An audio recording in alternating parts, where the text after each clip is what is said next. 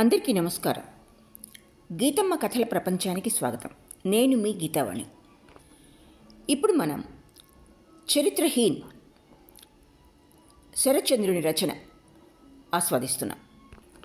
ముందుగా 5వ భాగంలో జరిగిన కథను క్లుప్తంగా తెలుసుకొని 6వ భాగంలోకి ప్రవేశిద్దాం. మరో మాట, మీకు ఈ రచన మరియు నా నెరేషన్ నచ్చినట్లయితే లైక్ చేయండి, షేర్ చేయండి మరియు సబ్స్క్రైబ్ చేసుకోండి. మీ అభిప్రాయాలను తప్పకుండా తెలుపండి. ఇక జరిగిన కథలోకి. సావిత్రి విపిన్ బాబు పంచన ఉన్నట్లు బిహారీ తాను నమ్మిన నిజాన్ని సతీషునికి వెల్లడిస్తాడు. సతీషుడు ఈ మాటను నమ్మజాలకపోయినప్పటికీ తానెంతో ప్రేమించిన సావిత్రి ఎక్కడున్నా సుఖంగా ఉంటే చాలని మనసులోనే భగవంతుని వేడుకుంటాడు. అత్తగారి కపట వర్తనానికి విసుగు చెందుతూ ఉంటుంది కిరణ్మయి. సతీషుడు కిరణ్మయిల మధ్య సుహృద్భావం పెరుగుతుంది.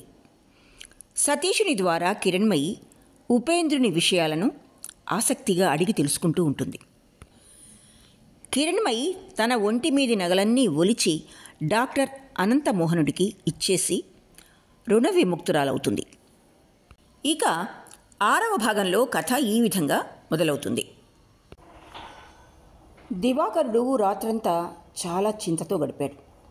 నిన్న ఉదయం అతను చాటుగా తను బిఏ తప్పిన సంగతి, సాయంత్రం ఉపేంద్రుడు తన వివాహ విషయం చాలా సంతోషంతో చెప్పటము విని అతనికి మృత్యువును కౌగిలించుకుందామనిపించింది.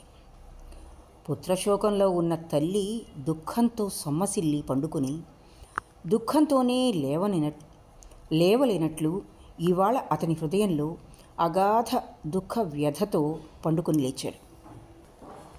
కళ్ళు నలుపుకొని చూశాడు. తూర్పు వైపు కిటికీ అద్దాల మీద ఎండ పొడ పడుతూ ఉంది. అతను రోజు ఉదయాన్నే లేచి సూర్యునికి నమస్కరించేవాడు. ఇవాళ ఆ మాటే మర్చిపోయాడు. సత్రంలోని అపరిచిత అతిథిలాగా వానికేసి ఉదాసీనతతో చూస్తూ పడుకున్నాడు. నిర్మలమైన అద్దాల్లోంచి నీలాకాశం కనబడుతూ ఉంది. ఈ మహాసృష్టిలో ఏ మూలైనా తనకు కొంచెమైనా స్థానముందా లేదా అన్న ప్రశ్న చెలరేగింది అతని హృదయంలో. తరువాత ఆలోచన ప్రపంచంలో మునిగి కనుచూపు మేరకు పరికించాడు. కానీ ఎక్కడా తనకు స్థానం ఉన్నట్లు తోచలేదు. ఇంత మహావిశ్వాన్ని సృష్టించిన సృష్టికర్త తనకెక్కడ సూది మొనంత స్థానం కూడా లేకుండా చేశాడు. అతనికి తల్లి లేదు, తండ్రి లేడు, ఇల్లు లేదు, వాకిల్ లేదు, బహుశా జన్మభూమి కూడా లేదేమో. అతనికి నా అనుకునేవారెవ్వరూ లేరు. ఈ చిన్న గదితో పాటు అతను అనేక బంధనాలలో చిక్కుకొని ఉన్నాడు. అతనికి ఊహ కలిగిన దగ్గర నుండి ఈ చిన్న గదే తల్లి ఒడిలాగా అతనికి ఆశ్రయమిచ్చింది. కానీ ఇది కూడా అతని స్వంతం కాదు. ఈ ఆశ్రయం కూడా తన తల్లిది కాదు, పినతల్లిది. ఈ విధంగా దుఃఖ చింత మరింత జటిలమైపోతుండేటప్పటికీ ఉపేంద్రుని కంఠస్వరం విని అతను సంభాళించుకొని దిగ్గున లేచి కూర్చొని కిటికీలోంచి తొంగి చూశాడు. ఉపేంద్రుడు నౌకరుకు ఏదో చెప్పి తలవంచుకుని తిన్నగా వెళ్ళిపోయాడు. అభ్యాసం చొప్పున ఇవాళ కూడా అతనికి పెందలాడే మెలకువ వచ్చింది. కానీ రాత్రంతా అతనికి నిద్ర పట్టలేదు. దుస్వప్న భూతాలు రాత్రంతా అతని ఒళ్ళు హూనం చేసి వదిలిపెట్టినాయి. అవి విడిచిపోయిన నిట్టూర్పుల గాలి కళ్ళు మూసుకొని పడుకుని ఉన్న అతనికి స్పర్శ తగులుతూనే ఉంది. పరీక్ష తప్పిన సంగతి మళ్ళీ తలపుకొచ్చింది. ఎంతో కష్టపడి చదివాడు, కానీ అంతా వృధా అయింది. ఈ కబురు ఇవాళ అంతా వింటారు. పొగ చిన్న సొరంగంలోంచి వచ్చి ఇల్లంతా వ్యాపించినట్లు ఈ కాస్త నిష్ఫలతా ద్వారం గుండా వచ్చి నిరాశా మేఘాలు అతని మనసును ఒక్కసారి ఆవరించాయి. 8 గంటలవుతుంది. అతను దిగ్గున లేచి కూర్చుని, ఏమైనా సరే అన్నయ్యకు కోపం రాని, వదిన దుఃఖపడని నేను వివాహం చేసుకోను. ఇల్లాలు తనంతట తానే నా ఇంటికి వస్తుంది, లేకపోతే రాదు. వచ్చిన తర్వాత నేను గౌరవపూర్వకంగా గౌరవిస్తాను, కానీ అమర్యాద పాలు చెయ్యను. ఈ సంకల్పాన్ని నుండి నన్నెవరూ కాదనలేరు అనుకున్నాడు. దివాకరుడు మెల్లగా సురబాల గది ముందుకు వెళ్ళి వదినా అని పిలిచాడు.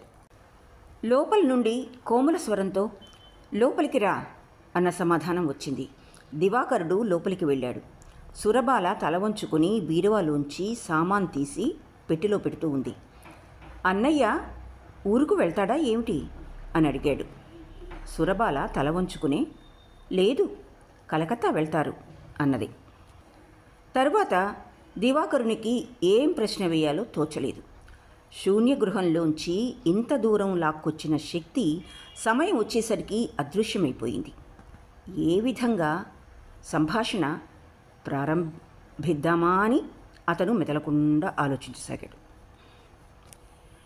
ఇంతలో వసారాలో చెప్పుల చప్పుడు వినిపించింది. ఉపేంద్రుడు పరదా తొలగించి లోపలికి అడుగుపెట్టాడు. దివాకరుడు సిగ్గుతో చచ్చిపోయి జారుకోవటానికి ప్రయత్నిస్తుండేటప్పటికీ ఉపేంద్రుడు ఆగు అని నిమ్మళంగా మంచం మీద కూర్చొని కోటు చొక్కా విప్పుతూ, ఎలా తప్పావు? రోజు రాత్రి 1 గంట దాకా మేలుకుని ఉండి ఏం చేసేవాడివి అన్నాడు. దానికి సమాధానం ఏముంది? దివాకరుడు తల వంచుకుని నుంచున్నాడు. నువ్వు ఇక్కడ ఉండి ఏమీ చేయలేవు కానీ కలకత్తాకు వెళ్ళి చదువు అని కొంచెం సేపు ఉన్న తర్వాత చిరునవ్వుతో, వదిన దగ్గర ఏమి విన్నవించుకోవడానికి వచ్చావు? పెళ్ళి చేసుకోను అని చెప్పడానికి వచ్చావు కదూ అన్నాడు. ఈ మాట విని దివాకరునికి కొంచెం మనసు కుదుటపడింది. అతని దుఃఖం అంతా ఒక్కసారి వదిలిపోయింది. నవ్వు మొహంతో తల ఎత్తి చూశాడు. ఉపేంద్రుని పెదవుల మీద చిరునవ్వు ఉన్నా దానిలోని అంతరార్థాన్ని ఎవరూ తెలుసుకోలేకపోయారు. చివరికి, సరే ఇకనైనా మనసు దగ్గర పెట్టుకుని చదువు. వచ్చే మార్గశిర మాసం వరకు నీకు సెలవు. ఇంకా చాలా కాలం ఉంది. భార్య వంక చూచి, హరణ్ బాబు స్థితేమీ బాగుండలేదని సతీషుని వద్ద నుండి తంతి వచ్చింది. ఇప్పుడే 11 గంటల బండికి వెళ్తాను. కొంచెం థర్మామీటర్ ఇటితే జ్వరం తగ్గిందో లేదో చూస్తాను. అరే, ఇంత పెట్టె వెంట మోసుకెళ్ళి ఏం చెయ్యను? ఒక చిన్న పెట్టె ఉంటే ఇవ్వు అన్నాడు. సురబాల గుడ్డలు ట్రంకులో సర్దుతూ ఉంది. మృదుస్వరంతో, నేను కూడా వెంట వస్తాను. చిన్న పెట్టెలో మన ఇద్దరి బట్టలు పట్టవు అన్నది. ఉపేంద్రుడు చకితుడై, నువ్వు కూడా వస్తావా? పిచ్చేమైనా ఎత్తిందా ఏమిటి అన్నాడు. సురబాల తన పని చేసుకుంటూనే, లేదు అని దివాకరుని కేసు తిరిగి, తొందరగా స్నానం చేసి భోంచేసిరా దివం, నా వెంట వద్దువు గాని అన్నది. దివాకరుడు ఆశ్చర్యంతో ఉపేంద్రుని వంక చూశాడు. అతను నవ్వుతూ, నీకు కూడా పిచ్చి ఎత్తిందా ఏమిటి? హరణ్ బాబు చాలా ప్రమాదావస్థలో ఉన్నాడు. ఒక విధంగా అతనికి కాలం దాపురించింది. నేను అతనికి అంత్యక్రియలు చేయడానికి వెళ్తున్నాను. మీరు అలాంటి సమయంలో వచ్చి ఏం చేస్తారు? వెళ్ళి నీ పని చూసుకో అన్నాడు. సురబాల ఈసారి తల ఎత్తి దివాకరుని వంక చూచి శాంతంగా దృఢస్వరంతో, నువ్వు కూడా సిద్ధంకా? మీ అన్నయ్యకు 3 రోజుల నుండి జ్వరం వస్తోంది. ఇంకా తగ్గలేదు. నేను కూడా వెంబడి వెళ్తాను. నువ్వు కూడా రావాలి. వెళ్ళు, ఆలస్యం చేయక అన్నది. ఉపేంద్రుడు చాలా ఆశ్చర్యపడ్డాడు. సురబాల దివాకరునితో గాని ఇంట్లో ఇంకెవరితో గాని ఈ విధంగా మాట్లాడటం ఇంతకుముందు అతనెప్పుడూ చూడలేదు.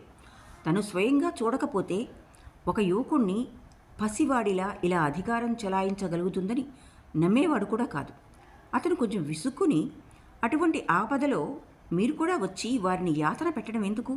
వద్దు, మీరు రావద్దు అన్నాడు. అతని చివరి మాటలో కొంచెం కాఠిన్యత తొణికిసలాడుతూ ఉంది.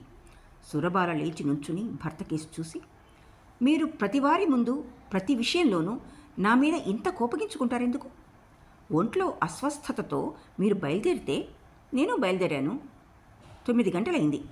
వెళ్ళు దివాకర్ అన్నది దృఢంగా. దివాకర్ని ఎదుట ఉపేంద్రుడు సురబాలను అన్న మాటకు ఉపేంద్రుడు చాలా సిగ్గుపడి, కోపగించుకోవటం ఎందుకు? నీ మీద ఏమీ కోపగించుకోను. నాన్నగారు వింటే ఏమంటారో నువ్వే చెప్పు. వెళ్ళి భోంచెయ్యి దివాకర్ అన్నాడు. బాబుగారు నేను వెంట రావటానికి ఒప్పుకున్నారు అన్నది సురబాల. ఈ లోపల వారి దగ్గర కూడా అనుజ్ఞ తీసుకున్నావు? తీసుకున్నాను. వెళ్తున్నాను, మీకు పాలు తీసుకొస్తాను అని సురబాల బయటికి వెళ్ళిపోయింది. ఉపేంద్రుడు పై పంచ దండెం మీద విసిరేసి మంచం మీద వెలికిలా పడ్డాడు. సురబాల వెంట వస్తుంది. భర్త అస్వస్థ స్థితిలో వదిలిపెట్టి ఉండదు. దీనిలో సంశయమేమీ లేదు. దివాకరుడు తయారు కావటానికి మెల్లగా బయటికి వెళ్ళిపోయాడు. సురబాల హఠం చేసి ఒక కొత్త సమస్య తీసుకువచ్చి పెట్టింది అని ఆలోచించసాగాడు ఉపేంద్రుడు. కలకత్తా వెళ్ళిన తర్వాత ఆమెకు చేసే వసతులెక్కడా, బస ఎక్కడా? హరణ్ బాబు గారి ఇంటి వద్ద వీల్లేదు. అక్కడ స్థలాభావం ఒకటే కాదు ప్రశ్న. కిరణ్మయి భర్త జీవన్మరణావస్థలో ఉన్నాడు. సురబాల తన భర్త ఇంత కష్టపడుతూ ఉండటం కళ్ళారా చూచి సహించలేదు. ఇష్టానిష్టాలు తెలుసుకోకుండా, మర్యాదలను లెక్క చెయ్యకుండా కూడా భర్త ఆరోగ్య రక్షణ కోసం కంకణం కట్టుకుని కూర్చుంటుంది. ఈ విషయం తలపుకు రాగానే అతనికి సిగ్గనిపించింది. మిత్రుడు జ్యోతిష్రాయ్ ఇంటి దగ్గర దిగినా గందరగోళంగానే ఉంటుంది. సురబాల స్వచ్ఛమైన హిందువు. ఈ వయసులోనే ఆమె నియమంగా నిత్యం జపతపాలు చేస్తూ ఉంటుంది. ఆ ఇంట్లో ఆచారాలు చూచి నీళ్లు కూడా ముట్టదు. అంత పెద్ద కుటుంబంలో తల్లి ఒక్కతే సదాచారపరాయణ అయినంత మాత్రాన లాభమేమిటి? అదీగాక అక్కడ సరోజిని కూడా ఉన్నది. ఆమె ఎప్పుడూ సురబాలను అంటిపెట్టుకునే ఉంటుంది. వారింట్లోనే ఉంటూ వారినే ఆసంట ఆసంట, దూరం దూరం అంటూ ఉంటే బాగుంటుందా? ఇక సతీషుడున్నాడు. అతను వేరే ఇల్లు తీసుకుని ఒంటరిగానే ఉంటున్నాడని విన్నాడు ఉపేంద్రుడు. చోటు కూడా మంచిదే. విశేషించి అతను కూడా జపతపాలయందు ఆసక్తి ఉన్నవాడే. ఈ ఇద్దరి మరదలతో ఉంటే సురబాలకు సంతోషంగా ఉంటుంది. ఉపేంద్రుడు తక్షణమే మేము బయలుదేరి వస్తున్నాము అని సతీషునికి తంతి ఇచ్చాడు. తంతి చూసుకుని సతీషుడు స్టేషన్కి వెళ్ళాడు. నిజంగా సతీషుని శరీరాన్ని, ఆత్మని విధాత పెద్ద పెద్ద పదార్థాలతో తయారు చేశాడు. అందుచేత చావు బతుకుల్లో ఉన్న హరన్ కుటుంబ భారమంతా వహించినట్లే సావిత్రి విపినుల గాథను కూడా విని సహించగలిగాడు. ఈ గాథ బిహారీకి, అతగాడికి గురుతుల్యుడైన వంట పంతులకి తెలుసు. పంతులు సావిత్రిని నీచంగా చూస్తున్నాడనుకున్నాడు బిహారీ. అందుచేత నిన్న మధ్యాహ్నం కూడా, ఏవండి పంతులు గారు, చివరికి ఆ పిల్ల అలా చేసిందేవండి, ఆవిడ మా బాబుగారిని అర్థం చేసుకోలేదు, లేకపోతే కనకాన్ని వదిలేసి గాజు పెంకుల్ని ఎందుకు మూటగట్టుకుంది, ఆఖరికి విపిన్ బాబు వెంటపోయింది అన్నాడు. పంతులు కొంచెం ఊగుతూ, పెద్దలు అనలేదు మునీనాం చమతి భ్రమమని, లేకపోతే సావిత్రి లాంటి తెలివిగల పిల్ల ఇంత పొరపాటు ఎందుకు చేస్తుంది? నేను ఇదే చెప్తున్నాను. ఆవిడ ఇవాళ కాకపోతే రేపైనా పశ్చాత్తాపపడి తీరుతుంది. చూడు, సావిత్రి అసలు కుటిల స్వభావం కలదేమీ కాదు. ఆమె నా దగ్గర పెద్ద మనుషుల దగ్గర మాట్లాడే రీతి, నీతులు కూడా నేర్చుకుంది. పడుస్తనంలో ఉంది. సతీష్ బాబు కంటికి నచ్చింది కూడాను. ఉంటే చివరికి బాగానే ఉండేది, కానీ ఆవిడ నా సలహా కూడా తీసుకోలేదు. లోకులంతా ఆపదలు వచ్చినప్పుడు నా దగ్గరికి పరిగెత్తుకొస్తారెందుకు? ఆ రోజున రాముడి తల్లి అన్నాడు. రాముడి తల్లి ఎవరు? ఆమె వంట పంతుల్ని ఏ సందర్భంలో సలహా తీసుకోవడానికి వచ్చింది తెలుసుకోవాలన్న కుతూహలం బిహారీకి లేదు. అందుచేత మధ్యలోనే అడ్డు తగిలి, ఎన్నైనా చెప్పు పంతులు గారు, ఆసాములంటే మా బాబుగారు లాంటి ఆసాములు ఉండాలి. కలకత్తాలో నేను చాలామంది పెద్ద మనుషుల్ని చూశాను, కానీ అటువంటి మాట, అటువంటి గుండె నిబ్బరం ఎవ్వరిలోనూ చూడలేదు. అన్న మాట ప్రాణం పోయినా తప్పుతాడా? ఆ రోజు నేను పోతే పోనీయి బాబు అన్నాను. మళ్ళీ ఆమె పేరెత్తాడనుకున్నావా? మొదట ఆమె అంటే ఎంత ప్రీతిగా ఉంటూ ఉండేవాడనుకున్నావు తెలుసా పంతులు అన్నాడు. పంతులు తలకాయ ఊగించి, నేను ఈ మాట మొదటే చెప్పాను, అందుకనే ఇన్ని ఖూనీలు జరిగేది, జైళ్ళల్లో మగ్గేదిని. ఒకసారి కంటికి నచ్చిన తర్వాత తెలిసిందా బిహారీ అన్నాడు. బిహారీ కంపించిపోయాడు. అతని మొహం నల్లబడిపోయింది. కొంచెం భయంతో, లేదు లేదు, మా బాబుగారు అటువంటి మనిషి కారు పంతులు. ఆమె ఎక్కడ ఉన్నది? ఏమైనా అంతున్నదా? ఈ మధ్య ఏమైనా అన్నాడు. పంతులు పక్కపక్క నవ్వి, నువ్వు కూడా ఎటువంటి మూర్ఖుడివిరా బిహారీ. ఆమె విపిన్ బాబు ఇంటికి చాకరీ చేయడానికి వెళ్ళిందనుకున్నావా? కనపడటానికి ఆమె స్వయంగా ఎంతోమంది దాసీలను పెట్టుకొని ఉంటుంది. నమ్మకం లేకపోతే ఒకసారి వెళ్ళి చూచిరా అన్నాడు. బిహారికి ఒక్కసారిగా శిరోభారం తగ్గినట్లయింది. చిరునవ్వుతూ, నేను అదే అనుకుంటున్నాను. అయినా ఒకసారి పంతులు గారిని అడిగి చూద్దాం, వారేమంటారో అనుకున్నాను. ఈ జీవితంలో ఎప్పుడూ కంటపడకుండా రాణి అయి పల్లకీలెక్కి ఊరేగుతుండమని ఆశీర్వదించు పంతులు అని అతను పంతులకి నమస్కరించి వెళ్ళిపోయాడు. ఈసారి కలకత్తా వచ్చిన దగ్గర నుంచి దైవవశాత్తు ఇద్దరూ ఎక్కడ కలుసుకుంటారోనన్న వ్యాకులతతో సతీషుడు బయటికెక్కడికి వెళ్ళినా ఆతృతతో ఎదురుచూస్తూ ఉండేవాడు బిహారీ. సతీషుడు ఉట్టి కోపిష్టి అని పాత నౌకర్లు చెప్పారు. సావిత్రి చేసిన పని ఖూనీలు చేసుకునే స్థితికి తెస్తుందని అతనికి తెలియకపోలేదు. కానీ సావిత్రి దాసదాసీలతో మోటార్ల మీద తిరుగుతుందని అతను ఎప్పుడూ ఊహించను కూడా లేదు. ఇవాళ పంతులు మాటలు విన్న తర్వాత నిశ్చింతగా నిర్భయంగా ఉన్నాడు. సావిత్రి మీద అతనికి చాలా కోపం వచ్చింది. నిజంగా సావిత్రి రాణి వేషంతో ఏ బండి మీదైనా వస్తుందేమోనని కుతూహలపడసాగాడు. బిహారీ సావిత్రిని చాలా గౌరవంగా చూస్తుండేవాడు. అసలు ఆమె ఎవరు, రాణి ఎలా అవుతుంది అనే అనవసర ప్రశ్నలన్నింటికీ అతని హృదయంలో స్థానం లేకపోయింది. సావిత్రి యందు అతనికి ఒక విధమైన శ్రద్ధాభక్తులున్నాయి. దిక్కులేనిది నాలాగానే చాకిరీ చేసుకుంటుందనుకొని మెదలకుండా ఊరుకునేవాడు. అందుచేత ఆ రోజు ఘట్టం కళ్ళారా చూచి బిహారీ చాలా దుఃఖపడ్డాడు. కోపం కూడా కలిగింది. కానీ ఇవాళ సావిత్రి తన యజమానికి కంటకమైపోలేదని విన్న తర్వాత సావిత్రి సుఖంగా ఉండుగాక, రాణి అవుగాక అని హృదయపూర్వకంగా ఆశీర్వదించాడు. హరన్ జీవన మరణ సంగ్రామం క్రమంగా ఒక కరుణారస పూర్వగాథగా పరిణమించింది. మృత్యువు ఆకలిగొన్న పాములాగా అతన్ని లాక్కుని పొటన పెట్టుకోవాలని చూస్తోంది. కానీ అతను తొలకరి కప్పలాగా ముందు కాళ్ళు బయటపెట్టి శాయశక్తుల ఆత్మరక్షణ కోసం పెనుగులాడుతున్నాడు. అశేష దుఃఖాలను అనుభవించిన అసువులు ఎప్పుడో అతని తనువును విడిచిపోవాలనిపిస్తుంది. ఈ ఆపద సమయంలో సతీషుడు ఆమెకు సహాయం చేయటానికి వచ్చాడు. కానీ కిరణ్మయి పతి సేవా పరాయణత్వం చూచి స్తంభించిపోయాడు. అతను స్వయంగా చాలా చూశాడు. స్త్రీకి పతే సర్వస్వమని కూడా తెలుసు. అంతా తెలిసి ఉండి పర్యవసాన శూన్యమని గ్రహించి కూడా ఎవరైనా ఈ విధంగా ప్రాణాలుడ్డి పతి సేవా శుశ్రూషలు చేస్తారని అతను ఊహించడం కూడా లేదు. ఏమి మహాసేవ! ప్రతిరోజు రాత్రి తెల్లవార్లు భర్త మంచం వద్ద కూర్చుని ఉన్నా, పగలల్లా ఎముకలు విరిగే చాకిరి చేస్తూ ఉన్నా ఆమె ముఖం మీద దుఃఖ చిహ్నాలేవి కనబడేవి కావు. ఆమె మొహం చూచి ఇంత మహా విపత్తు ఆమె నెత్తిన విరుచుకుపడిందని చెప్పటమే కష్టం. నిజంగా సతీషుడు తన ఈ వదినను సోదర భావంతో చూస్తున్నాడు. అలాంటి ఆమె నిశ్చింత పతిసేవ చూచి ఎలాగైనా సరే భర్త జీవిస్తాడని వదినకు ఆశ ఉంది అని విచారపడుతూ ఉండేవాడు. కానీ చివరికి ఆమె ఆశాపూరిత హృదయానికి తగిలే గాయాన్ని గురించి ఊహించుకుని పరితాపపడేవాడు. ఈ తథ్యాన్ని కిరణ్మయికి ఎలా తెలియజేయటమా అని గుంజాటన పడుతూ ఉండేవాడు కూడా.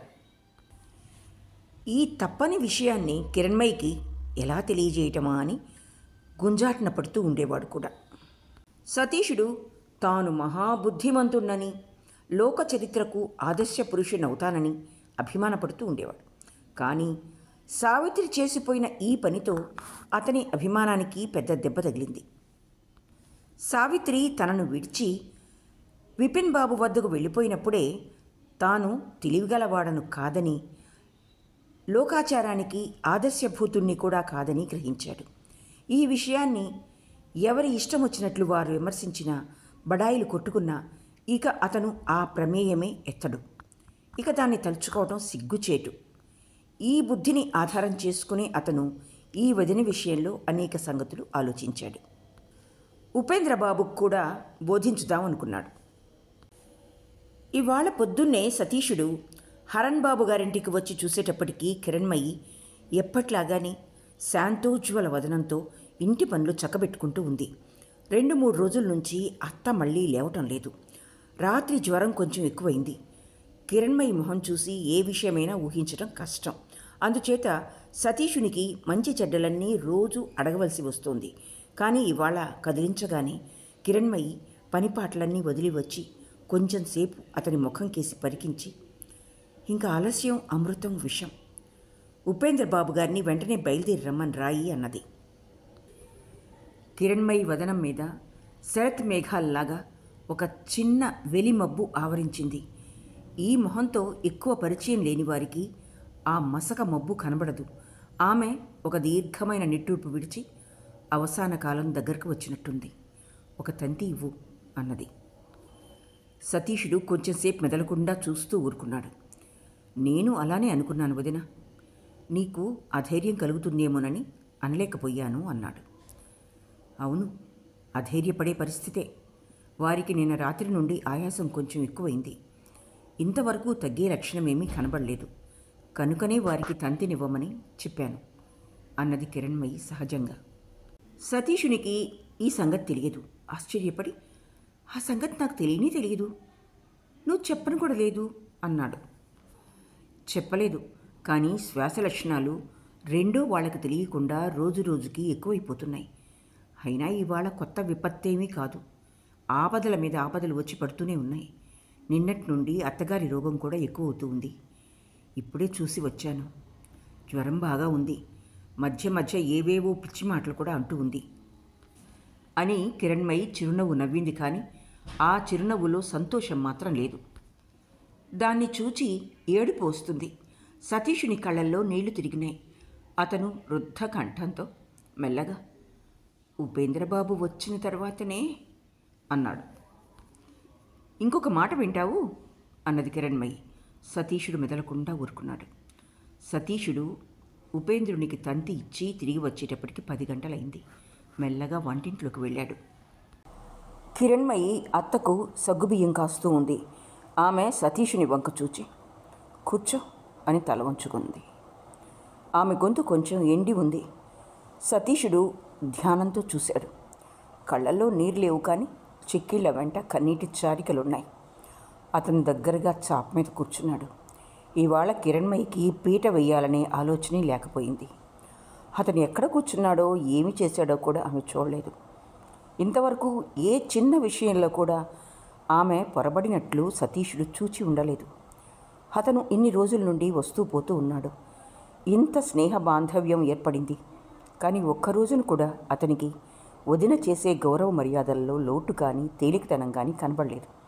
అందుచేత ఈ కించిత్ నిర్లక్ష్యమే అతని కళ్ళల్లో వేలెట్టి పొడిచి వదిన మనసు ఏదో మహాభారంతో అణిగి ఉందని చూపెట్టింది.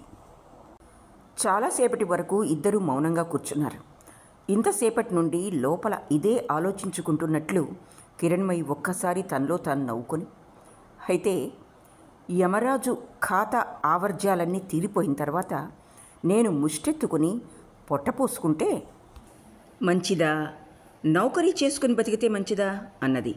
సతీషుడు దాని అంతరార్థం గ్రహించి, ఉపేంద్రబాబు గారిని అడుగు, వారే దానికి సమాధానం ఇస్తారు అన్నాడు. దయతలచి పట్టెడు కూడు పెట్టగలరని అడగనవసరం లేకుండానే తెలుసు. కానీ ఇతరుల మీద ఆధారపడి ఉండడం కూడా యాచించడమేగా అన్నది కిరణ్మయి. సతీషుడు వాదించాలని కుతూహలం ఉన్నా ఏమీ అనటానికి తోచక మెదలకుండా ఊరుకున్నాడు. కిరణ్మయి అతని ఆంతర్యంలోని విషయాన్ని గ్రహించి చిరునవ్వుతో, సూటిగా అనే మాటలు కటువుగా ఉంటాయని నాకు తెలుసు, కానీ యథార్థం అది అని కొంచెంసేపు మెదలకుండా ఉండి, నేను మీ అన్నయ్యను అర్థం చేసుకోలేదు అనుకోవద్దు. నేను వారిని బాగా అర్థం చేసుకున్నాను. అనాథలకు ఆశ్రయం ఇవ్వటం వారికి తెలుసు. ఆశ్రయం ఇవ్వటం ఒక్కటే కాదు, ఆశ్రయించటం కూడా. యాచించకుండా ఎవ్వరికీ ఇవ్వగా నేను చూడలేదు. జీవిత పర్యంతం ఎవ్వరి మీదో ఆధారపడి ఉండటం సుఖకరం కాదని అనుకుంటున్నాను అన్నది. కానీ ఈసారి కూడా సతీషునికి ఏమీ సమాధానం తోచలేదు. మెదలకుండా వింటూ ఊరుకున్నాడు. కానీ కిరణ్మయి కొంచెం ఆవేశపడి సమాధానానికి ఎదురు చూడకుండానే, ఈ లోకంలో వ్యవహరించటం ఇవాళ నాకు కొత్త కాకపోయినా తీర్చుకోవలసిన రుణాలు ఇంకా చాలా ఉన్నాయి. జీవిత అవసాన కాలంలో ఎన్నో లోపాలుండవచ్చు, దోషాలుండవచ్చు, అనుమానాలు కలగొచ్చు. అలాంటి స్థితిలో వారేమనుకుని ఇస్తారు? నేనే ముఖం పెట్టుకుని చేయి చాపుతాను? అప్పుడు మళ్ళీ నా దారిన నేను నడవలసి వస్తుంది అన్నది.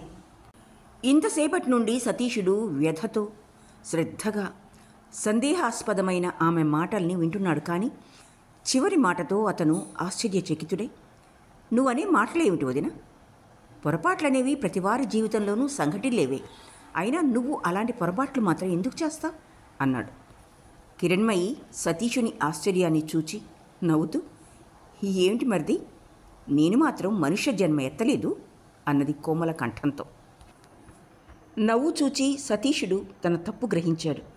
క్షణికావేశంతో అతని మనసు అపార్థాల్లోకి పరిగెత్తింది. సిగ్గుతో తల వంచుకొని, నన్ను క్షమించు వదినా, నేను తెలివి తక్కువ వాణ్ణి కాకుండా దుర్మార్గుణ్ణి కూడా అన్నాడు. కిరణ్మయి మెదలకుండా ఒక చిరునవ్వు నవ్వింది. సతీషుని అనుతప్త అపరాధ హృదయం ఒక్కసారి ఆవేశపడి, ఉపేంద్రుడొక్కడే సర్వస్వమా? నేనేమీ కాదు, నేను నిన్ను అతన్ని ఆశ్రయించనివ్వను అన్నాడు. కిరణ్మయి నవ్వి, మీ అన్నైనా నువ్వైనా ఒకటేగా, నిన్నాశ్రయించుకొని ఉన్నా యాచించుకుని తినవలసిందేగా అన్నది. అలా ఎప్పటికీ కాదు. కారణం, నేను నీకు మరిదిని, కానీ ఉపేంద్రబాబు నీ భర్తకు స్నేహితుడు. అవసరమైతే నా వదిన పోషణ భారం నేనే వహిస్తాను అన్నాడు సతీషుడు. నేను నీ ఇష్టానుసారంగా నడుచుకోలేకపోతే అయినా పర్వాలేదు. తప్పేమైనా చేస్తే వదిన మరుదుల్లో ఎందుకొస్తాయి? ఈ జీవితంలో ఏ రోజునైనా పొరపాటు జరిగితే నా ఈ చిన్న మరిది క్షమిస్తాడా అన్నది కిరణ్మయి మళ్ళా. సతీషుడు కొంచెంసేపు తలపైకెత్తి చూచి వ్యధిత స్వరంతో, నీ పొరపాట్లేమిటో నాకు అర్థం కావటం లేదు. చిన్న మరిదికి ఏ విషయమైనా తెలియకపోతే తెలియచెప్పటం నీ విధి. అయినా నువ్వు ఊహించరాని అపరాధం మట్టుకు ఏం చేస్తావు? చేసినా నేను నీ చిన్న మరిదిని అన్న సంగతి మాత్రం మర్చిపోకు అన్నాడు. అప్పుడు అతనికి సావిత్రి జ్ఞాపకం వచ్చింది. ఈ చిన్న మరిది అహంకారాన్ని మన్నించు వదిన, కానీ ఈ జీవితంలో నే క్షమించిన అపరాధాన్ని క్షమించడానికి భగవంతుడికి కూడా గుండెలు అదిరిపోతాయి. కిరణ్మయి కళ్ళ వెంట నీళ్లు రావడం చూచి సతీషుడు కూర్చుని, ఇటు చూడు వదినా, నా మాట విను. ఇవాళ నేను ఆవేళ ఈర్ష్యావేశంతో నిన్ను వదినా అని పిలిచిన నాటిలాంటి సతీషుణ్ణి కాదు అంటూ ఉండగానే అతని ముఖం ఒక్కసారి ప్రదీప్తమైపోయింది.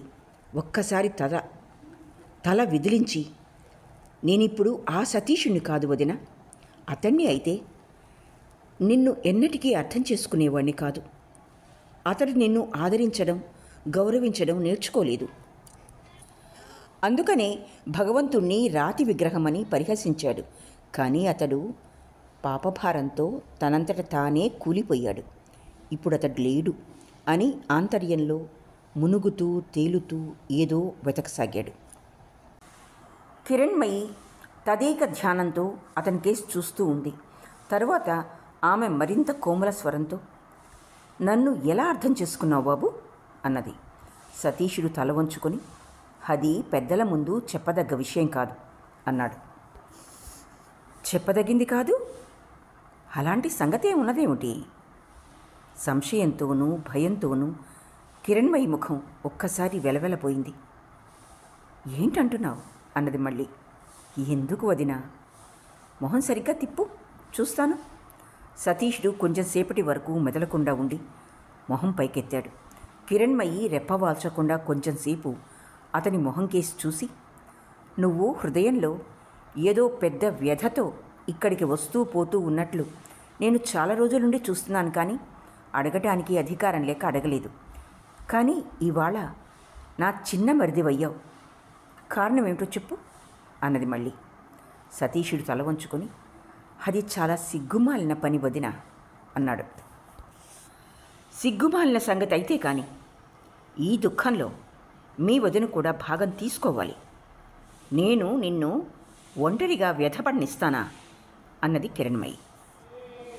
తరువాత కిరణ్మయి మొదటి నుండి ఈ దుఃఖగాథంతా విని చివరకు, అలాంటి పని ఎందుకు చేశావు అన్నది. సతీషుడు మాట్లాడలేదు. ఆవిడ ఎవరేమిటి? కిరణ్మయి అడిగింది. సతీషుడు తల వంచుకొని కుంఠిత స్వరంతో, ఒక అభాగ్యురాలు అన్నాడు. కిరణ్మయి ఒక దీర్ఘమైన నిట్టూర్పు విడిచి, ఇప్పుడెక్కడున్నది అన్నది. తెలియదు. వెతకలేదు? వెతికే అవసరం ఏమున్నది? కులాసాగా ఉందని మాత్రం విన్నాను అన్నాడు సతీషుడు మృదువుగా. కులాసాగానే ఉందా? చిచి, అలాంటి మోసంలో ఎందుకు పడిపోయావు అన్నది కిరణ్మయి. ఈసారి సతీషుడు మళ్ళీ మొహం పైకెత్తాడు. నేనేమీ మోసంలో పడలేదు వదినా. ఆమె మోసపడిపోయింది. నేను ప్రేమించాను, ఆమె ప్రేమించలేకపోయింది జవాబు చెప్పాడు. తరువాత అన్నది కిరణ్మయి. మొదట ఆమె మనసుకే నచ్చ చెప్పలేకపోయింది, చెప్పగలిగిన తర్వాత వెళ్ళిపోయింది అన్నాడు సతీషుడు. చెప్పా చేయకుండా పోయిందా? సతీషుడు తలకాయ ఊగించి, అదేమీ లేదు. వెళ్లే ముందు ఒక అస్పృశ్య కులటను ప్రేమించి భగవంతుడిచ్చిన హృదయాన్ని మలినపరచవద్దని జాగ్రత్త పరిచిపోయింది అన్నాడు. కిరణ్మయి తమాయించుకుని కూర్చుని, ఏమనిపోయింది అన్నది. సతీషుడు సావిత్రి అన్న ఆ మాటను మళ్ళీ చెప్పాడు. కిరణ్మయి కొంచెం సేపటి వరకు మెదలకుండా ఊరుకుని, మళ్ళీ ఎప్పుడైనా వస్తే నాకు చూపిస్తావా అన్నది. సతీషుడు విపిన్ బాబు సంగతి జ్ఞాపకం తెచ్చుకొని, ఇక రాదు వదినా అన్నాడు. కిరణ్మయి పెదవుల మీద చిరునవ్వు కనిపించింది. కాదు, మళ్ళీ వస్తుంది అన్నది. ఎప్పుడు వస్తుంది? ఎందుకు వస్తుంది? రాకపోవడమే మంచిది. కిరణ్మయి తల తిప్పి, ఎప్పుడు వస్తుందో చెప్పలేను, కానీ ఆపదల్లో చిక్కుకొని దుఃఖాల్లో ఉన్న రోజున మాత్రం తప్పకుండా వస్తుంది. పర్యవసానం విఫలమే అవుతుంది. ఆమె ఎక్కడున్నా ఏమి చేసినా నీకంటే మిన్నగా నీ మేలు కోరుతూ ఉంటుందన్న సంగతి మాత్రం ఎప్పటికీ మర్చిపోవద్దు అన్నది. ఆ రోజున ఇంకా పొద్దు కుంకలేదు. కిరణ్మయి మరణాసనుడైన పతి మంచం దగ్గర నుంచి బయటకొచ్చి నుంచున్నది. సతీషుడు వాకిటి దగ్గర తలుపును ఆనుకుని మెదలకుండా కూర్చున్నాడు. కొంచెం కునుకు కూడా పట్టింది. కిరణ్మయి ఆశ్చర్యపడి, ఇలా కూర్చున్నావెందుకు మరిది? ఇంటికి వెళ్ళలేదెందుకు అన్నది. సతీషుడు త్రుళ్ళిపడి లేచి నుంచుని, వెళ్ళలేదు వదినా అన్నాడు. ఇంతసేపటి వరకు ఎక్కడున్నావు? వీధుల వెంట తిరుగుతున్నాను. ఇవాళ ఇంటికి వెళ్ళను. ఎందుకు భోజనం చేయవు? పండుకోవు. ఇవాళ భయపడవలసిందేమీ లేదు. ఇంటికి వెళ్ళు బాబు అన్నది కిరణ్మయి. సతీషుడు తల తిప్పి, భయపడినా భయపడకపోయినా ఇవాళ నిన్నొక్కదాన్ని వదిలిపెట్టి వెళ్ళను. అదీగాక హోటల్లో టిఫిన్ తీసుకొచ్చాను కూడా అన్నాడు. అలా వీలు కాదు. హోటల్ కాఫీ నీళ్లతో నీ కడుపు నిండదని నాకు తెలుసు. నేను మళ్ళీ వంట చేయవలసి వస్తుంది. చేయడానికి చేస్తాను, కానీ నువ్వు కొంతకాలం నుండి వేళకు సరిగ్గా తిండి తినక, స్నానం చేయక నీ కాయాన్ని చాలా ప్రయాస పెట్టావు. నిన్న మొన్న సరిగ్గా నిద్ర కూడా పోలేదు. ఇవాళ రాత్రి ఇక్కడే ఉంటే ఎలాగూ జబ్బు చేస్తుంది, కానీ నేను అలా జరగనియ్యను అన్నది కిరణ్మయి. సతీషుడు మండిపడి, నేను 2 రోజుల నుండి కడుపు నిండా తినకపోయినందువల్ల, నిద్రపోనందువల్ల జబ్బు చేస్తుంది.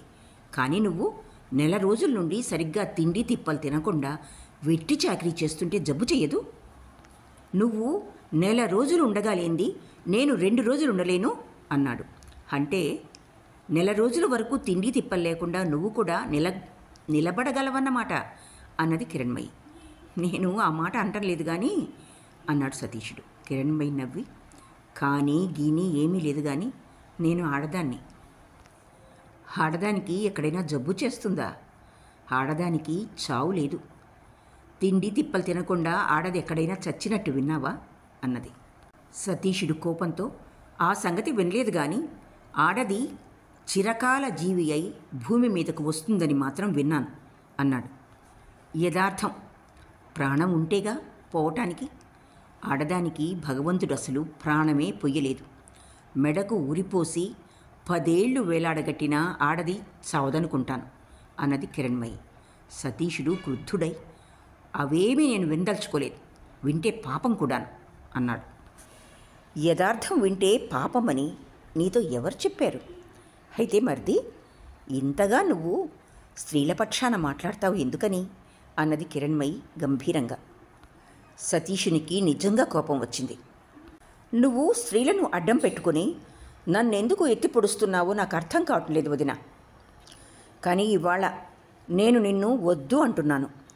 నీ నోటితో నిన్ను పరిహసించుకున్నా సరే నేను సహించలేను. నాకు చాలా బాధ కలుగుతుంది. వెళ్తున్నాను అన్నాడు శుష్క స్వరంతో. ఇదిగో. సతీషుడు వెనక్కి తిరిగి నుంచుని ఏమిటి అన్నాడు. నిజంగా కోపం వచ్చిందా? కోపం వస్తుంది వదినా. ప్రపంచంలో నేను దైవం కంటే మిన్నగా ఇద్దరు వ్యక్తుల యందు భక్తి శ్రద్ధలు కలిగి ఉంటాను. నీ యందు, ఉపేంద్రబాబు నందు. ఒకరిని చూడగానే రెండవ వారు జ్ఞాపకం వస్తారు. ఇద్దరినీ ఒకే విధంగా చూస్తాను. ఎగతాళి, వేళాకోళాలు ఇవేమీ సహించలేను. వెళ్తున్నాను. బహుశా భోజనం చేసి వస్తాను అని సతీషుడు కిందకు దిగి వెళ్ళిపోయాడు. కిరణ్మయి కళ్ళు మూసుకొని గడపను ఆనుకొని తెలివిహీనురాలిగా నిలబడిపోయింది. నిన్ను, ఉపేంద్రబాబును ఒకే విధంగా చూస్తాను అన్న మాటలే ఆమె చెవుల్లో ప్రతిధ్వనించసాగినాయి. సతీషుడు పొరపాటున కూడా ఎప్పుడూ ఎవరి ముందు తన నోటితో సావిత్రిని తలచి ఎరుగడు. అందుచేత కిరణ్మయి సావిత్రి సంగతి చెప్పిన తర్వాత అతని శరీరమందు అంతటా అమృత స్రవంతులు ప్రవహిస్తున్నాయి. సతీషుడు కిరణ్మయిని దేవీతుల్యముగా భావించుతున్నాడు. ఆమె మాటల యందు అమిత శ్రద్ధా విశ్వాసాలు ఉంచుతున్నాడు.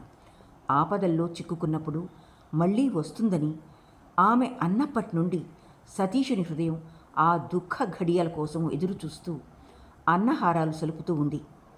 ఆ ఘడియలు ఎలా ఉంటాయి? ఎలాంటి ఆపదలలో కనబడుతుంది?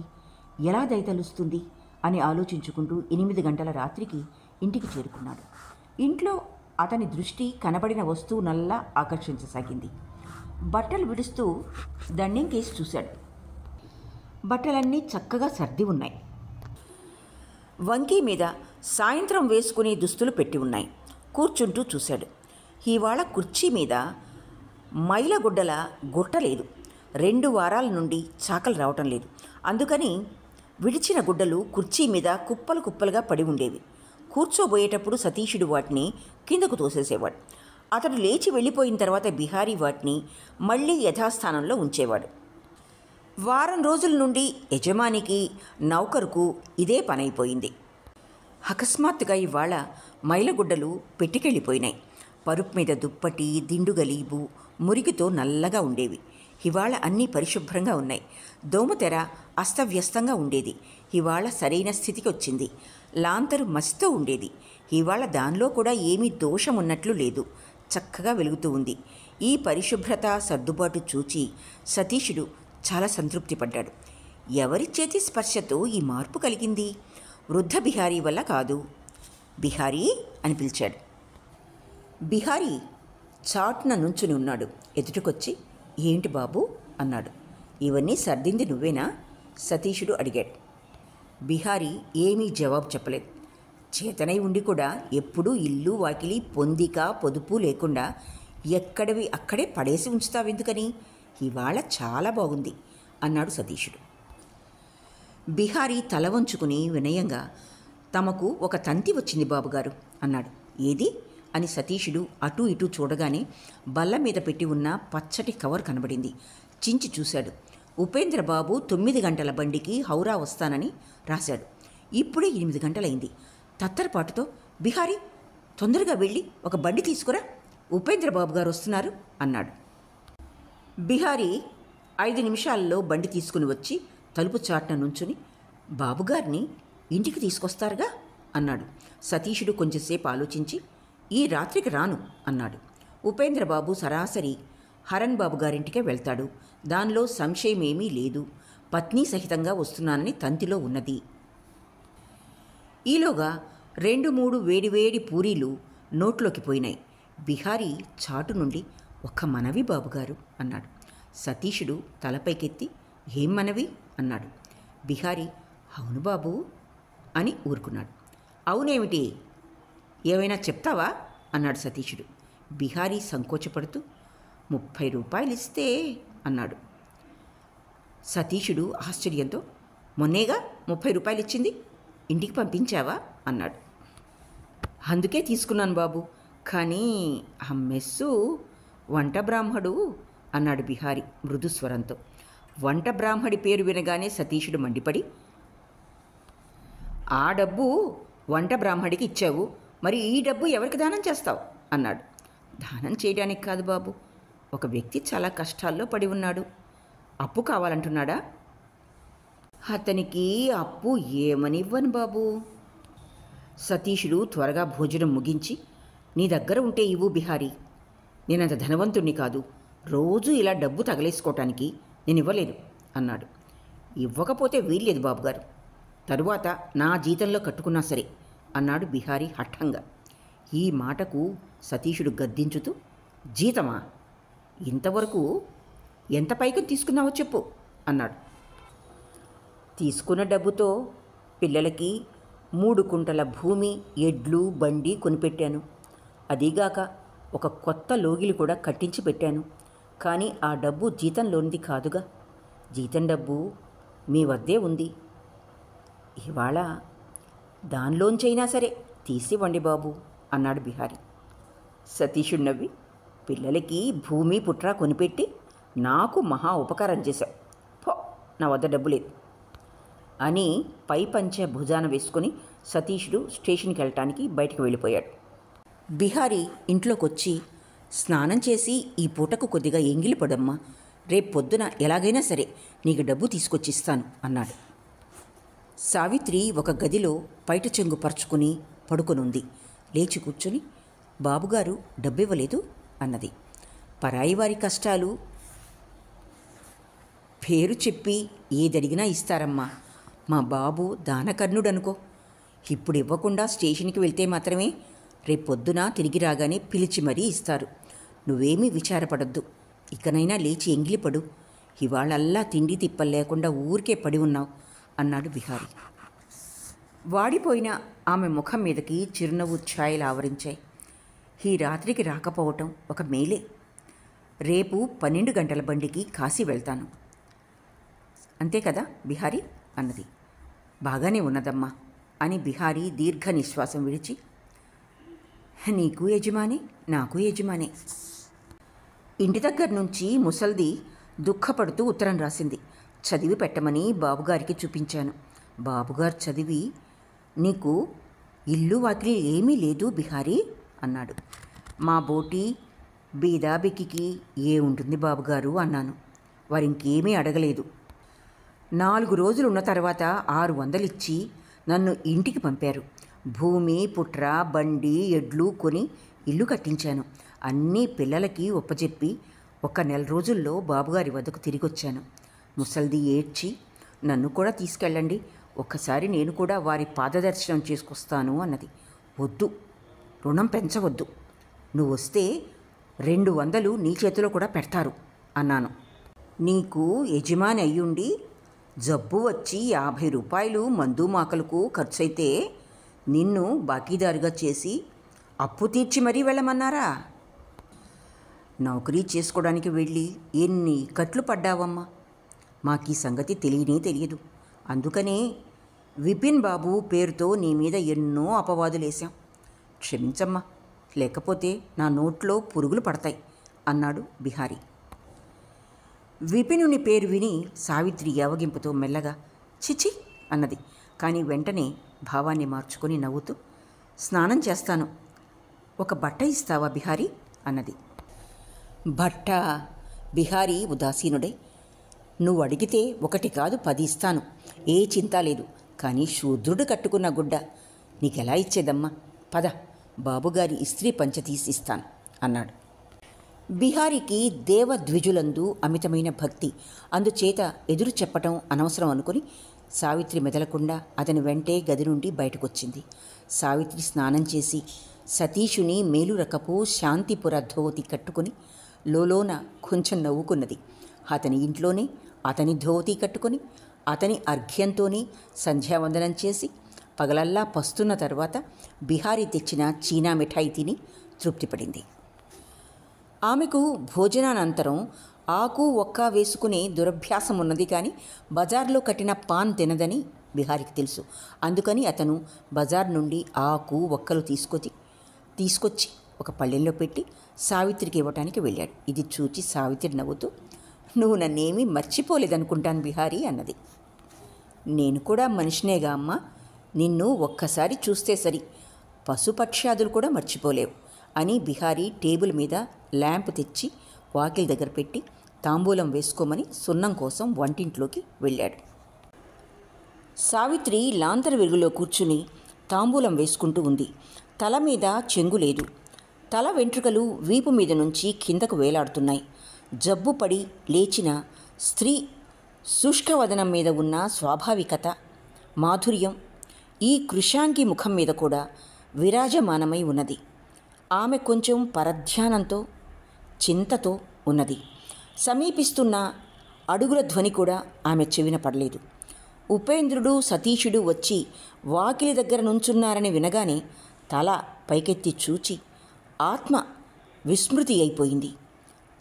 జన్మాంతరాల నుండి ఆర్జించుకున్న స్త్రీ సహజమైన సిగ్గు, అంధ సంస్కారం ఆమెను ఒక్కసారి ఆవరించి అమితమైన సిగ్గు కలగజేసింది.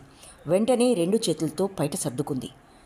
సతీషుడు విమూఢ బుద్ధినిలాగా, "సావిత్రి, నువ్వా?" అన్నాడు. అప్పటికి సురబాల వెలుగులో బిహారీ, దివాకర్ల వెంట పైకి ఎక్కి వచ్చింది. ఉపేంద్రుడు వెనక్కి తిరిగి, "ఆగు, అక్కడే ఆగు, ఇంకా రావద్దు సురబాల" అన్నాడు. సురబాల చకితురాలై, "ఎందుకని?"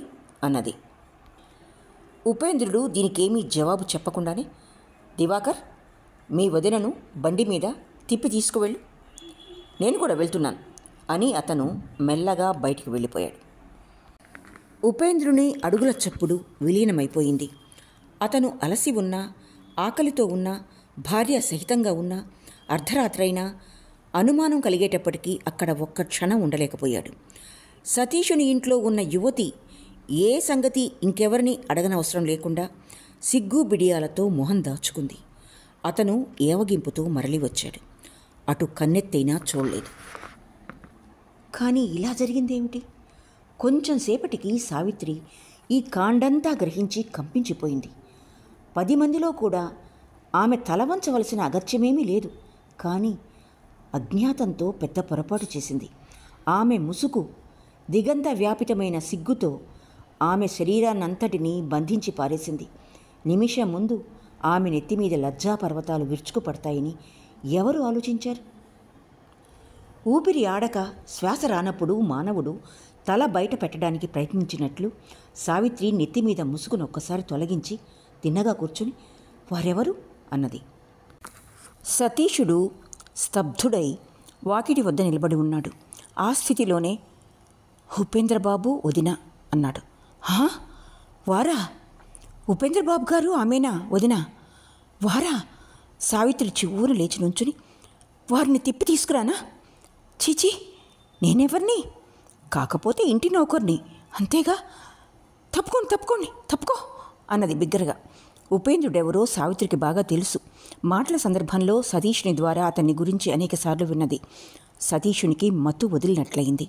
అతను లేచి వెళ్ళి చేతులు వాకిటికి అడ్డంగా చాపి నుంచుని, "వద్దు" అన్నాడు. సావిత్రి వ్యాకులపాటుతో చేతులు నెట్టుతూ, "వద్దేమిటి? సర్వనాశనం చేయక తప్పుకో సతీష్ బాబు. నీ నిజస్వరూపాన్ని వారిని తెలుసుకుని" అన్నది. సతీషుడు దారివ్వలేదు. కానీ అతని పెదవుల మీద సన్నని చిరునవ్వు రేఖలు కనబడ్డాయి. "ఓహో, నీ సర్వనాశనమా? లేదు, నీవి విషయంలో నిశ్చింతగా ఉండు. అయితే నీ యథార్థ పరిచయం ఏమిటో నాకు కొంచెం చెప్పు" అన్నాడు. సావిత్రి వెంటనే సమాధానం ఇవ్వలేక చూస్తూ ఊరుకుంది. ఇలాంటి నిరుత్తర దృష్టి సతీషుడు ఇంతకుముందు కూడా చూశాడు. కానీ వాటిలోనూ దీనిలోనూ చాలా వ్యత్యాసం కనిపించింది. ఇంతటి అఘాతం కలిగినప్పటికీ ఇవాళ ఈ దృష్టి నిప్పు అంటించలేదు. ఎందుకని? ఆశ్చర్యపూరితమైన ఈ స్నిగ్ధ కరుణ నేత్రద్వయం ఆ సావిత్రిదేనా? కొంచెంసేపు ఉండి సావిత్రి, నా పరిచయమా? ఇదివరకే చెప్పానుగా ఇంటి నౌకర్నని. దయ ఉంచు సతీష్ బాబు, నేను వారిని తిప్పి తీసుకొస్తాను. ఈ చీకట్లో వారు బజార్ల వెంట తిరగటం మంచిదా అన్నది వినయంగా. సతీషుడు ఏమీ తొణక్కుండా, వారి సుఖదుఖాలు ఆలోచించుకునే బాధ్యత వారి ఎందే ఉంచు. ఈ ఇంటికి వచ్చే కన్నా బజార్ల వెంట తిరగటమే మంచిది. వదినను నేను ఈ ఇంట్లోకి అడుగు పెట్టనివ్వను అన్నాడు. ఎందుకని? నేను వచ్చాననా? నేను ముట్టుకుంటే ఈ పృథ్వీ కూడా అపవిత్రమైపోతుందా ఏమిటి సతీష్ బాబు? సతీషుడు ఒక క్షణంసేపు మెదలకుండా ఊరుకుని, నువ్వు ఈ ఇంటికి వచ్చింది ఎందుకు అన్నాడు. మీరు? నేనేమిటి? సావిత్రి ఎక్కువసేపు సతీషుని కేసి చూడలేకపోయింది. తల వంచుకుని రుద్ధస్వరంతో, మీరు నాకు పాత యజమానులని ఈ లేమిలో యాచనకొచ్చాను అన్నది. సతీషుడు విషపు నవ్వు నవ్వి, లేమిలో యాచనకొచ్చావా? నీకు యజమానులు చాలామంది ఉన్నారుగా సావిత్రి. ఇన్ని రోజుల నుండి ఒక్కొక్కటిగా అందరి ఇల్లు గాలించి వచ్చినట్టుంది అన్నాడు. పిడుగు దెబ్బలాగా ఈ నిష్ఠుర అఘాతం ఆమె హృదయాన్ని తుత్తునియలు చేయసాగింది. కానీ ఆమె తల పైకెత్తలేదు, నోరు మెదల్పును లేదు. నాలుక పళ్ళ సందున ఖర్చుకొని నుంచునుంది. విపిన్ బాబు నిన్నెందుకు వెళ్ళగొట్టాడు? అతని మోజు కాస్త అణిగిపోయిందా ఏమిటి అన్నాడు. సావిత్రి ఈసారి కూడా సమాధానం ఇవ్వలేదు. హఠాత్తుగా సతీషునికి బిహారీ విన్నపం జ్ఞాపకం వచ్చింది. యాచన ఏమిటి? 30 రూపాయలేనా అని అడిగాడు. సావిత్రి వంచుకున్న తల ఎత్తి అవును అని సమాధానమిచ్చింది. సరే అని సతీషుడు వాకిటి దగ్గరికి వెళ్ళి నుంచుని క్షణంలో ఇల్లు నలువైపులా తేరిపారజూచి ఆగిపోయాడు. మొదట అతన్ని ఆనందపెట్టిన ఈ ఇంటి నూతన అలంకరణ ఇప్పుడు అతన్ని పీకుతున్నట్లుగా తోచింది. చెంతనున్న పక్క కూడా ఆమె చేత్తో వేసిందే.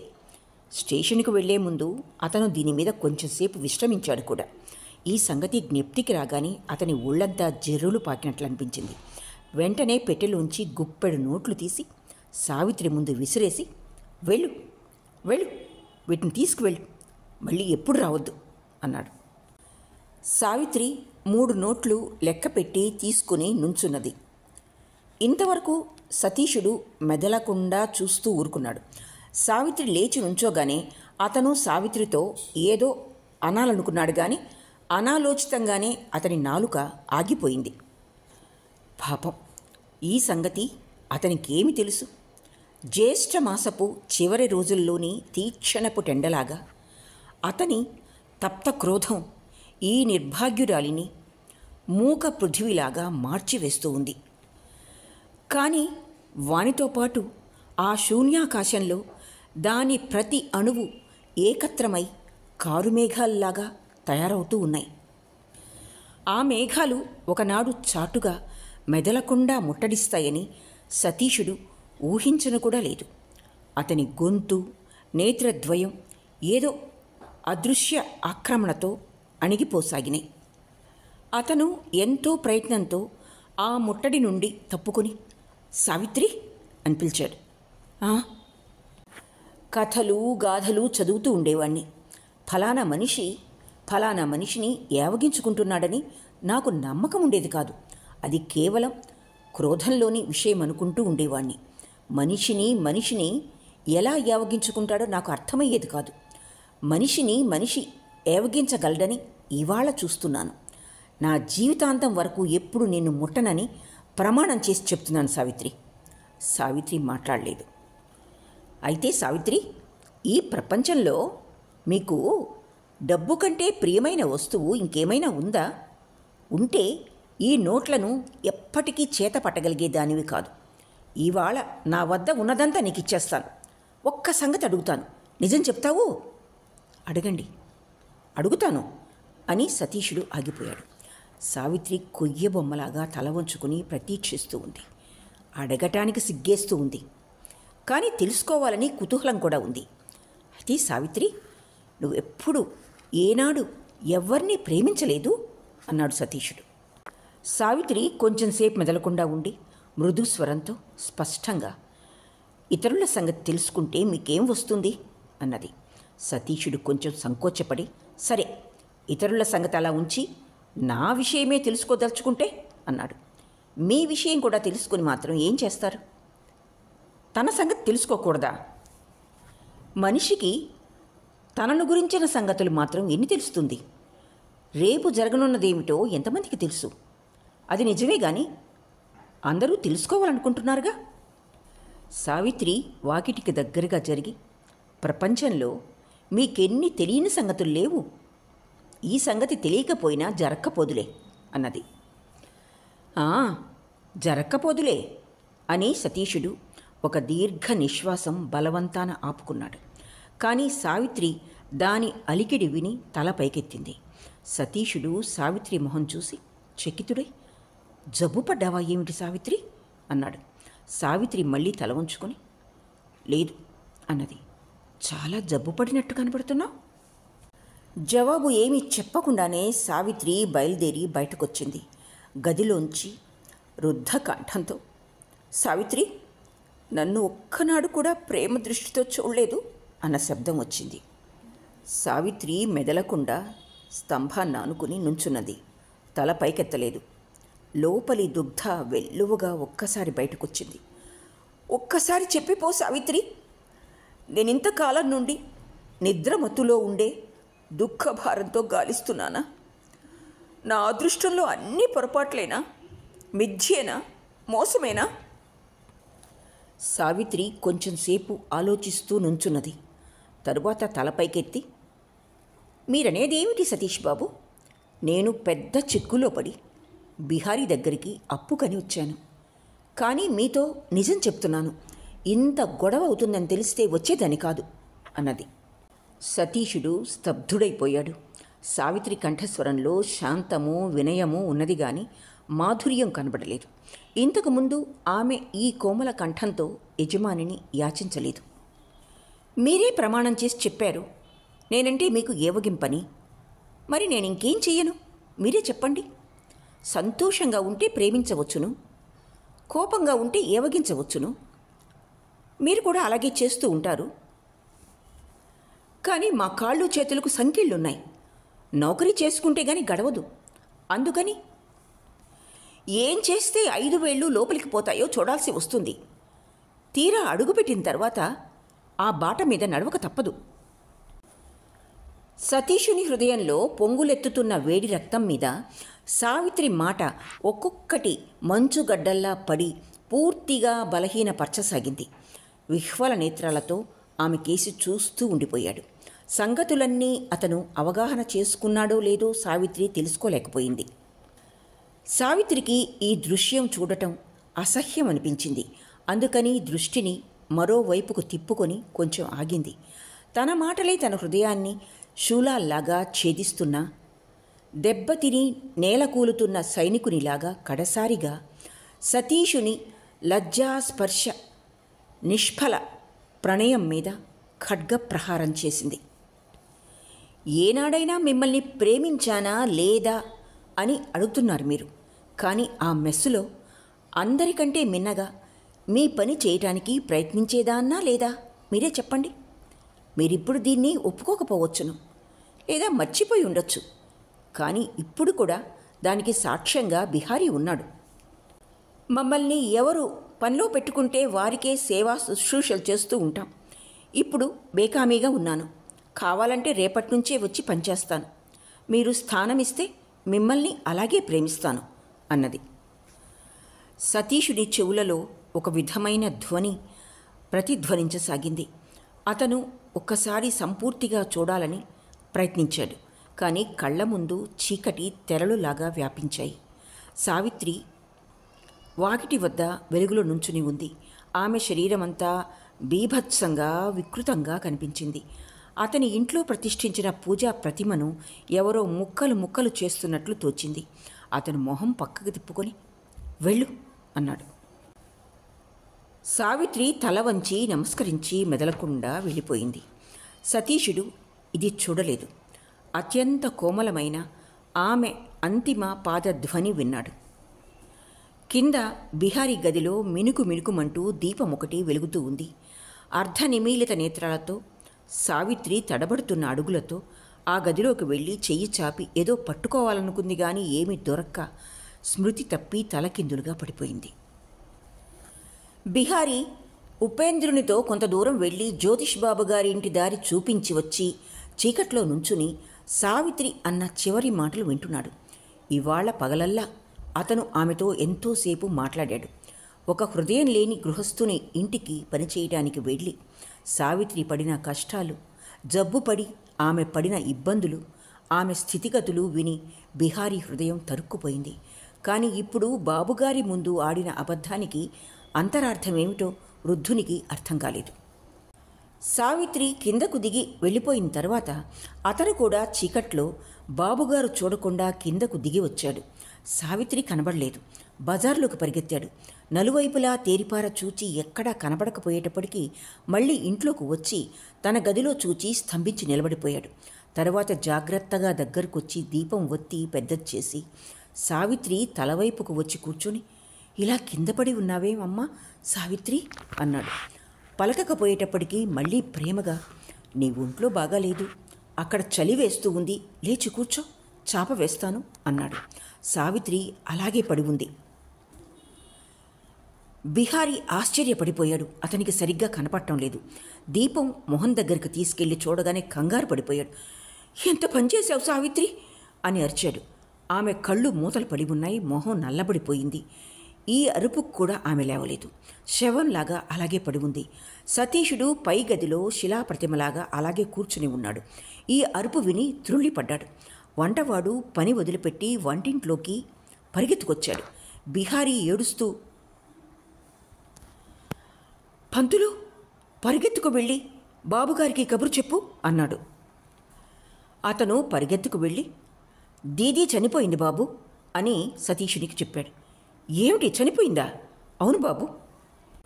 సతీషుడు బిహారీ గదిలోకొచ్చి ఆమె తలవైపున కూర్చుని దీపం మొహం దగ్గర పెట్టి చూడగానే ఆమెకు మూర్ఛ వచ్చిందని గ్రహించాడు. దీపం అవతల పెట్టి, బిహారీ అరవక మొహం మీద కళ్ళ మీద నీళ్లు చల్లు, ఒక విసనకర్ర తీసుకొచ్చి మెల్లగా విసరమని పంతులతో చెప్పు అన్నాడు. ధైర్యం కలిగిన తర్వాత బిహారీ నీళ్లు చల్లసాగాడు. పంతులు విసనకర్రతో విసరసాగాడు. కొంచెం సేపటికి సావిత్రి సేదదీరి కళ్ళు నలుపుకుంటూ బయట సర్దుకొని లేచి కూర్చుంది. వేడి పాలు తీసుకురా పంతులు, కొంచెం ఎక్కువగా తీసుకురా, వెంటనే తడిగుడ్డ విడిచివేయమని చెప్పు బిహారీ అన్నాడు సతీషుడు. పంతులు పాలు తీసుకురావడానికి వెళ్ళాడు. బిహారీ సావిత్రిని తడిబట్ట విడిచి పొడిబట్ట కట్టుకోమని చెప్పాడు. కొంచెం సేపు మెదలకుండా ఉండి స్వస్థత చిక్కిన తర్వాత ఎక్కడికి వెళ్తుందో అడిగి తెలుసుకుని బండి కట్టించి పంపించు, నడిచి మాత్రం వెళ్ళనివ్వవద్దు అన్నాడు సతీషుడు మళ్ళీ. సావిత్రి ఒళ్ళంతా వణికిపోయింది. కానీ సంధ్య చీకట్లో అదెవరికీ కనబడలేదు. ఆమె దాన్ని ఎంతో కష్టం మీద సంభాళించుకుంది. బాగా స్వస్థత చిక్కినట్టు లేకపోతే నా పక్క మీద పండుకోమను, నేను ఇంకెక్కడికైనా వెళ్తాను అన్నాడు. కొంచెం సేపు ఉండి సతీషుడు. సావిత్రి ఒక్కసారి కంపించిపోయింది. సతీషుడు ఒక చిన్న తాళం చెవిని బిహారీ దగ్గరికి విసిరేసి, ఇటు చూడు, తాళం చెవి ఆమె వద్దనే ఉంచి వెళ్తాను, వెళ్ళేటప్పుడు ఆమెకు అవసరమైన పైకం తీసుకెళ్తుంది అన్నాడు. సావిత్రి అసలే జబ్బుతో ఉన్నది, బలహీనంగా కూడా ఉన్నది. దాని మీదట సతీషుని మాటలు ఆమె హృత్పిండాన్ని మధించి గరళ అమృతాలతో గొంతు వరకు నింపాయి. ఆమె మళ్ళీ ఒక్కసారి కంపించి నిర్జీవ ప్రతిమలాగా నల్లబడిపోయింది. నేను పథరియా ఘటాకు వెళ్తున్నాను బిహారీ, రేపు బహుశా ఆలస్యంగా వస్తానేమో అని ఒక అడుగు వేసి, ఏమీ సంకోచపడవద్దు, కావలసింది తీసుకువెళ్ళు, నేను వెళ్తున్నాను అన్నాడు సతీషుడు. సతీషుడు వెళ్ళిపోయాడు. సావిత్రి ఒకసారి పైవంక చూసి కింద పడిపోయింది. గుండెలు అదిరేటట్లు అలమటిస్తూ, ఈ పాపిష్ఠురాలి మీద ఇంత దయదల్చావెందుకు? ఏవగించుతున్నానని ఇప్పుడేగా అన్నది, ఇదేనా ఏవగింపు? నేను పెట్టిన దుఃఖాలు, ఆడిన అబద్ధాలు నీ స్నేహాగ్నిలో పడి భస్మం అయిపోయినాయా? ఏం చేస్తే నీకు ఏవగింపు కలుగుతుందో ఎవరికి తెలుసు అనుకోసాగింది. బిహారీ ఈ విలాపంలోని అంతరార్థం గ్రహించలేకపోయాడు. కొంచెం దగ్గరికి వెళ్ళి ఓదార్పు స్వరంతో, నువ్వు బాబుగారితో అన్నీ అబద్ధాలు చెప్పావెందుకమ్మా? ఎక్కడికి వెళ్ళా పెట్టకుండా లేనిపోని నేరాలన్నీ నెత్తిన వేసుకొని నేరస్తురాలిని అంటావెందుకు అన్నాడు. నా మాటలన్నీ ఒట్టి అబద్ధాలని ఆ పరమాత్మకి తెలుసు బిహారీ. చెప్తుంటే హృదయం బద్దలైనా పర్వాలేదు. అబద్ధాలాడినా ఏమీ లాభం లేకపోయింది బిహారీ, ఏమీ లాభం లేకపోయింది. బిహారీ ఆమె ముఖం కేసి చూస్తూ, అబద్ధం ఇంకెందుకు పనికొచ్చింది అన్నాడు. సావిత్రి కళ్ళు నలుపుకొని లేచి కూర్చొని అతని మొహం కేసి చూస్తూ,